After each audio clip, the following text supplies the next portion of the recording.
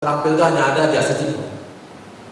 Yang ngurusin orang-orang terampil itu hanya Asia Timur. Yang lain ngurusin yang gede-gede aja, perusahaan, konsultan, kontraktor. Tetapi yang ngurusin orang-orang yang bekerja sebagai garda paling depan dalam kompetisi kita itu Asia Timur.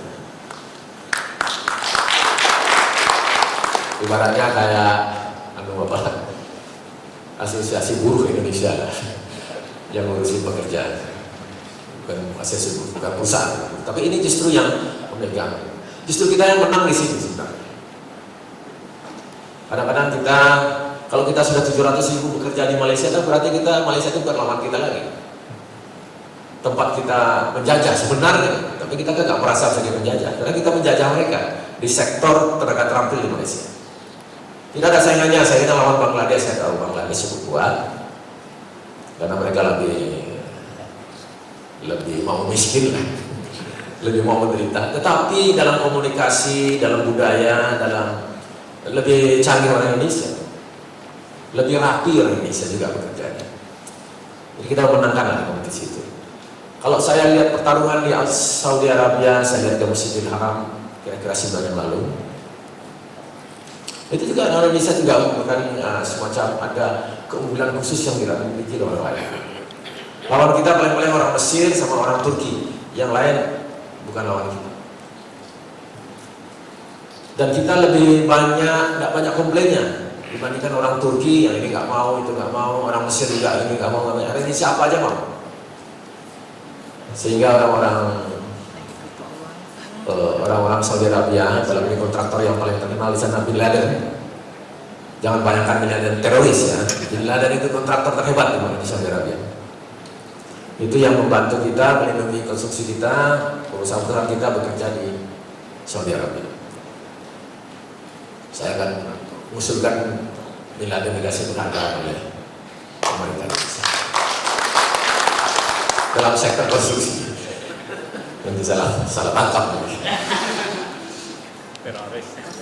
Mungkin saya ingin mengajak Ibu dan Bapak sekalian bahwa kita negara besar. Kita jangan hanya mau jadi negara G20. Bangsa ini bukan masuk klasifikasi G20. Kita masuk G5 harus. Sekarang kalau dari PDB-nya kita nomor 10 di dunia. Soalnya kita kalau direkrut menjadi G10 kita masih masuk. Gak lama lagi kalau pendapatan kita maju dalam 5 tahun ke depan kita bisa di G6, G5. Asalkan bangsanya bersatu. Tapi kalau bangsa ini memang sengaja dipecah oleh bangsa lain dan kita mau menerima diadu domba, ya kita jangankan duduk G20, mungkin G50 pun tak masuk.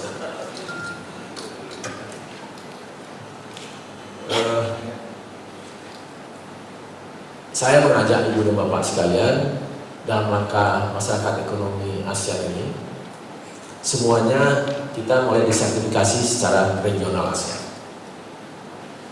Saya ajak untuk MRA itu Mutual Recognition Arrangement. Itu tenaga ahli kita bisa disertifikasi oleh ASEAN. Itu mudah ya, di sertifikasinya tidak sulit disertifikasi di ASEAN. Tapi kita sangat sedikit yang mendaftar. Dari 700 sarjana ASEAN atau insinyur ASEAN namanya ya. Dari 700 insinyur ASEAN, Indonesia itu hanya 170. Padahal kalau lihat kapasitasnya kita ada 600.000 insinyur, harusnya minimum 1.000 kita bisa mengalahkan. Masa kita kalah sama Singapura?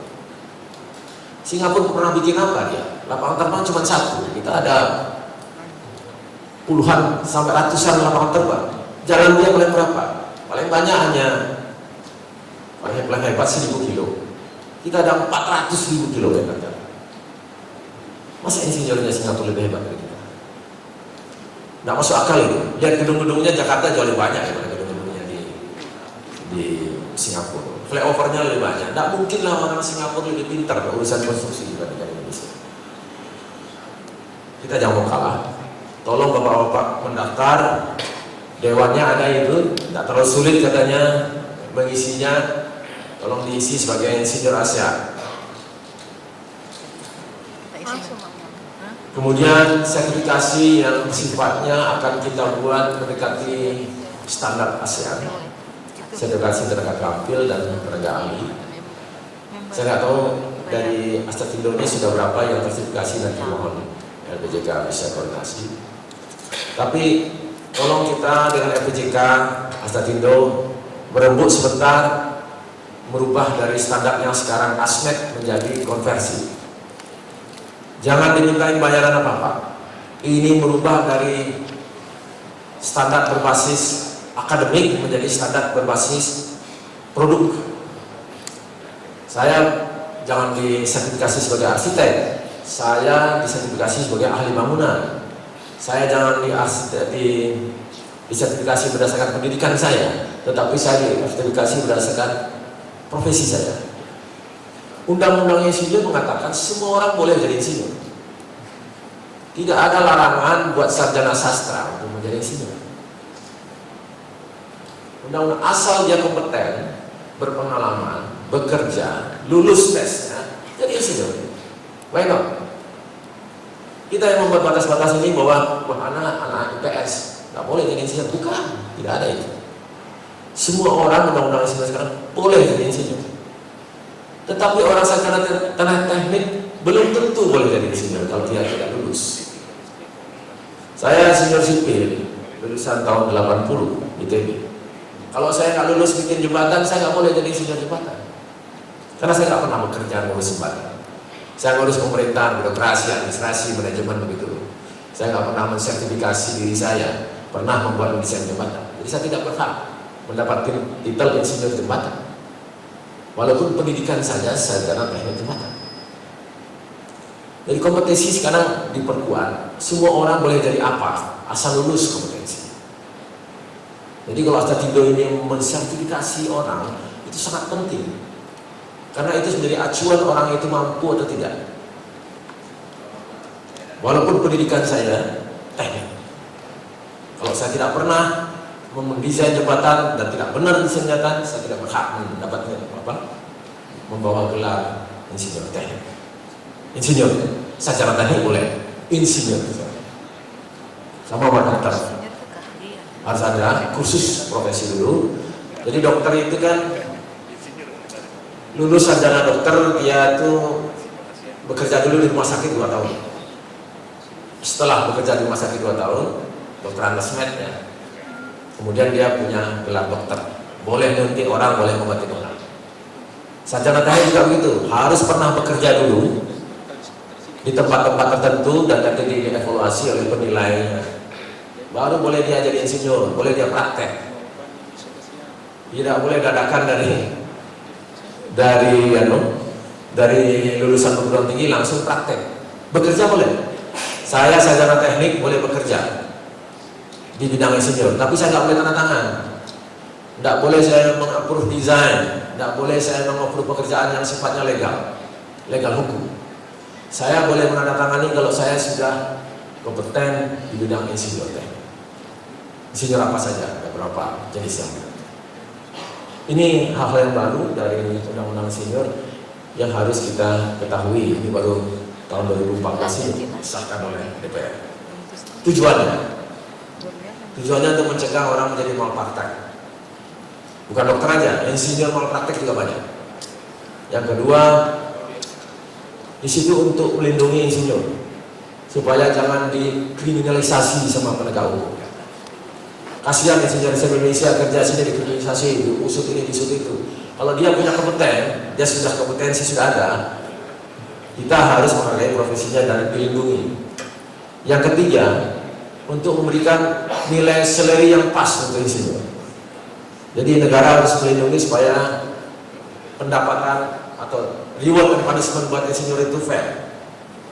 Pekerjaannya jangan berat tetapi tidak digaji dengan pantas. Jadi harus ada penghargaan tapi ada tanggung jawab. Semuanya ini bisa bekerja kalau dia punya kompetensi standar yang sudah kita nilai berdasarkan pengalaman maupun pendidikan. Apalagi mumpung kesempatan ini saya gunakan banyak untuk menyampaikan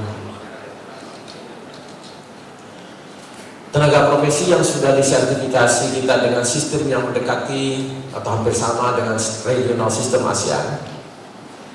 itu sudah 71.000 orang.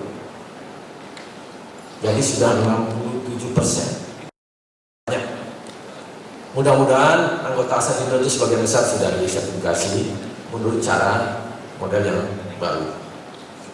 Kadang-kadang saya mikir, ini kok pemerintah bolak-balik nyuruh orang ganti ini sampai nggak habis-habisnya. Akhirnya bikin kesel teman-teman semua yang ada di asosiasi maupun yang bekerja. Tapi pilihannya memang tidak ada. Saya itu harus mempersiapkan Bapak dan Ibu tahun 2015 mempunyai sertifikat yang ASEAN.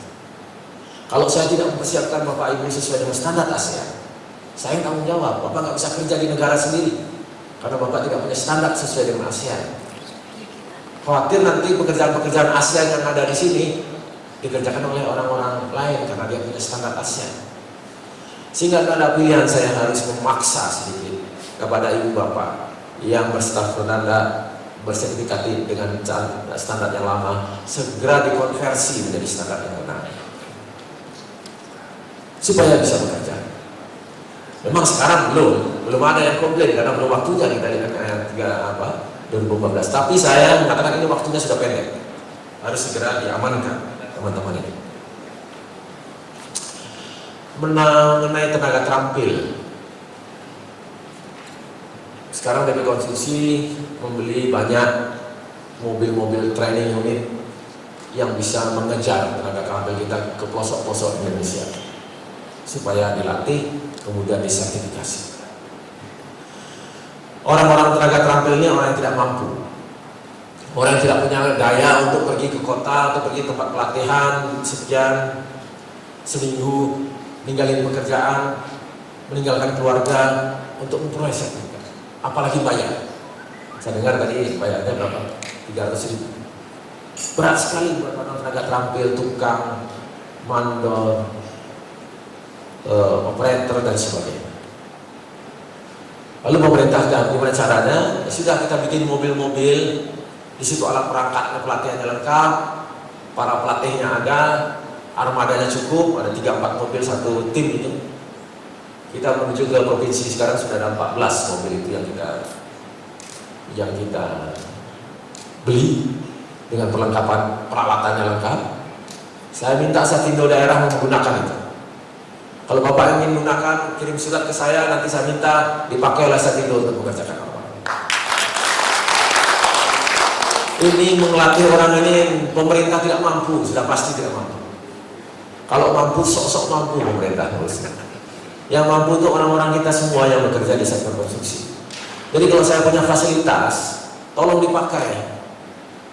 Jangan mobilnya kemudian dengan alat-alat yang begitu canggih, dengan video-videonya, dengan ada tukang untuk besi, untuk bata, dan untuk kayu, saya lupa. Saya beli satu unit itu 2 miliar. Jadi kalau 14 yang sudah kita punya, kita sudah menghabiskan hampir 30 miliar. Ada beberapa provinsi yang sudah kita serahkan. Nanti tolong, saya minta tolong Asosiasi Nasional beritahu nanti, tolong Bapak kasih surat ke Asosiasi Nasional, ada surat berikan kepada kami di mana yang mau dilatih, orangnya di mana, supaya bisa digunakan. Supaya Bapak di depan anggotanya itu ada gunanya juga Asatindo ini. Kalau enggak, kita cuma ngajak munas-munas musda, tapi nggak pernah melayani anggota. Anggota lama kesel kalau sudah 3 kali munas sama kita. Kadang-kadang ini apa yang sudah dibikin untuk kita. Sekarang saya berikan fasilitas, tolong dipakai. Jangan mubazir. Makin banyak sertifikasi Bapak hasilkan dari pelatihan itu, saya kasih bonus lagi Pak. Kalau Bapak makin cepat, mobilnya tidak 1, saya kasih 2. Jadi kita kompetisi aja. Siapa yang pintar melayani anggotanya, saya tambah. Tapi yang tak mengurus anggotanya, ya tentu nggak bisa. Ini kan unfair. Mungkin itu saja yang pada kesempatan yang berbahagia ini. Selamat bermunas. Pengurus baru tolong didukung. Ini persatuan yang harus kita jaga untuk kekuatan kita. Jangan setiap munas setiap pecah. Kalau munas Golkar itu pasti pecah. Besoknya mesti ada Golkar baru. Partai itu pasti udah munas pasti ada orang baru. Mudah-mudahan kita tidak seperti itulah. Kita orang konstruksi pasti intelektual kita lebih baik, profesi kita lebih canggih, kita pasti di atas. Terima kasih. Dengan mengucapkan Bismillahirrahmanirrahim, acara Munas kedua Astatindo saya nyatakan dibuka. Assalamualaikum. Om Swastiastu. Kita saksikan sama-sama pembukaan Munas kedua Astatindo yang akan dibuka oleh Bapak Hedianto W. Husaini selaku Kepala Badan Pembinaan Konstruksi Kementerian PU. Buka acara Munas pada kesempatan.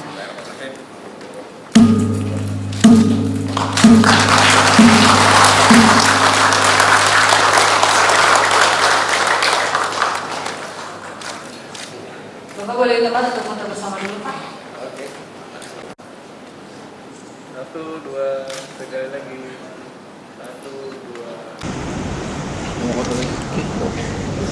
Oke, terima kasih. Boleh sekali lagi tepuk tangan dong untuk acara kita pada kesempatan pagi hari ini sudah sah dibuka Munas kedua Asosiasi Tenaga Teknik Ahli dan Terampil Indonesia tahun 2014 yang langsung dibuka oleh Bapak Hedianto W. Husaini selaku Kepala Badan Pembinaan Konstruksi Kementerian PU. Acara berikutnya yaitu penyerahan cindera mata. Kali ini kami mengundang kembali Bapak Rusli Patra selaku Ketua Dewan Pendiri Astatindo untuk naik ke atas pentas. Bapak Dharma Tianto dari LPJKN juga kami undang ke atas pentas. Berikutnya itu Bapak Hedianto W. Husaini dari Badan Pembinaan Konstruksi dimohon untuk naik kembali ke atas pentas, dan penyerahan cindera mata ini akan diserahkan oleh Ketua Umum kita yaitu Bapak I. Nyoman Sutapa. Kami silakan.